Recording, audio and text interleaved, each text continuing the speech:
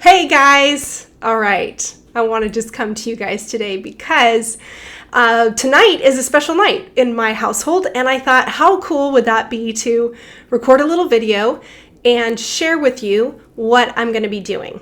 Tonight, we're going to actually talk about 2023, and we're going to talk about the successes that we had in 2023, maybe some of the lowlights that we had in 2023, and just create some space to kind of reflect and reminisce about the year that has just passed, and then also take some time to talk about 2024 and the anticipation that we have for the year, talk about some of the intentions, maybe some of our hopes, our kind of goals or things like that we have for ourselves individually. And I always do this as an adult and as, for myself, right? Like I take time every year to kind of evaluate these things. And I often actually start planning my next year. So for example, right now, like I started planning 2024 back in October.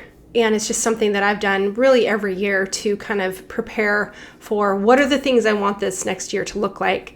What are the things I want to focus on? And that just brings clarity to my life and to the direction of even then breaking it down month to month and day to day about what I want to be doing to be moving forward towards those goals or those intentions. And so something that's really cool though, like I started this video sharing, is you can take it back and have a family discussion, because we're all individual people, but we also work together collectively as a family unit. And that happens particularly when you're all under the same four walls. So, once your kids grow up and leave the house and they're kind of on their own, you can still have the same conversation, but your day-to-day is really affected because everybody's living in the same environment. And so it can actually just be a really fruitful thing to do with your family.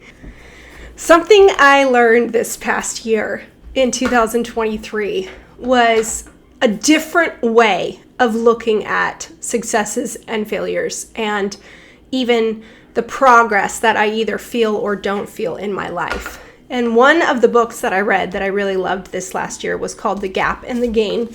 And it's by Dan Sullivan and Dr. Benjamin Hardy. Here, I have a copy right there. So highly recommend that book. But what it taught me is, we're always learning how to evolve and grow as a person, right? Every year brings on new challenges, brings on new things that we have to work through and kind of continue to progress in our life in the way that we want to progress. And so I found some extreme value in the way that I see success.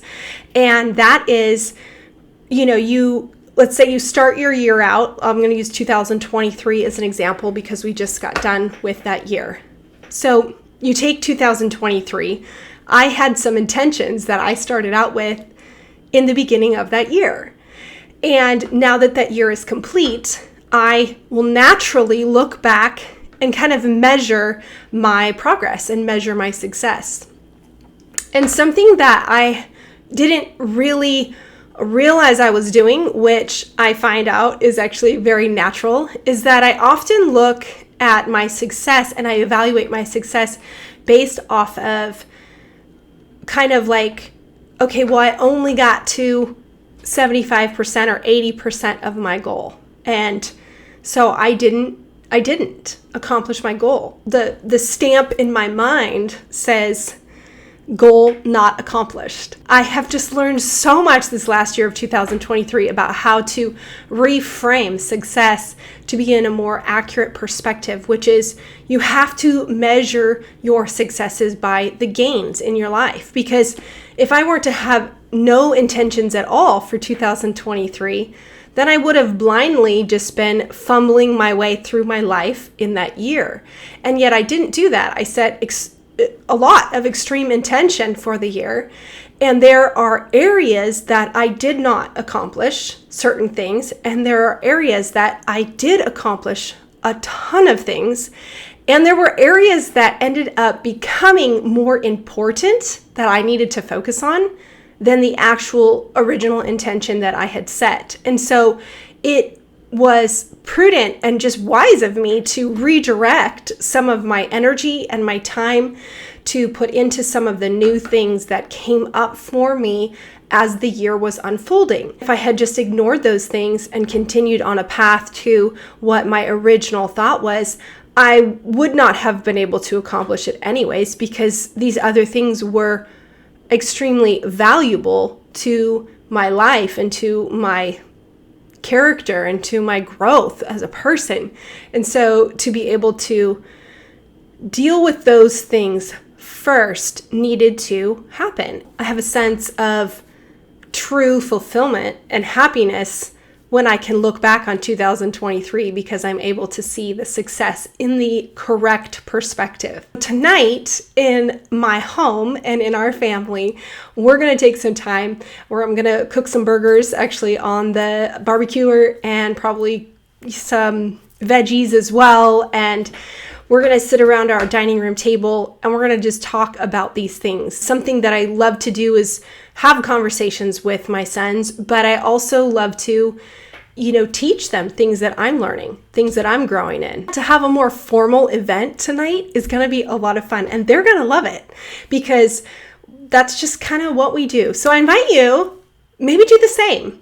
Think about the people in your four walls and maybe creating a dinner. You can maybe go out to eat or create a dinner at home or whatnot, and come to the table with an intention to say, hey, let's talk about this. And it's just pure fun. There's no, major lesson here. There's no major oh, I need to improve on my parenting skills in this moment, or I need to help my kid walk through something hard.